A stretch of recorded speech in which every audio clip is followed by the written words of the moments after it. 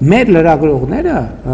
շատ հետաքրքիր է։ Օրինակ ոչ մեկ չի գնաց այդ քարտեզը հանի։ Մի հատ տեսնի այդ ինչ քարտեզի մասին է։ Կա քարտեզ, թե չկա քարտեզ։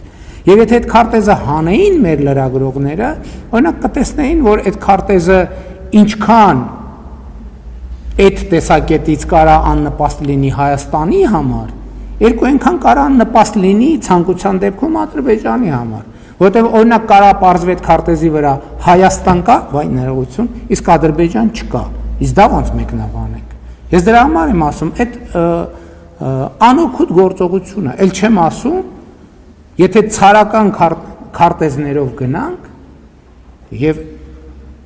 ինչու՞ միայն ցարական, դրանից առաջ սուլթանական, դրանից առաջ շահական, դրանից առաջ խանական, դրանից առաջ խալիֆայական, այդ քարտեզներում ոչ Հայաստան կա, այսինքն Հայաստան կա, ոչ Հայաստանի Հանրապետություն կա, ոչ էլ Ադրբեջանի Հանրապետություն։ Այդ հղվող քարտեզին ասում եմ շատ պարզ գրած է Հայաստան, Հայաստանի տեղում այսօրվա, Ադրբեջանի տեղում Ադրբեջան գրած չի։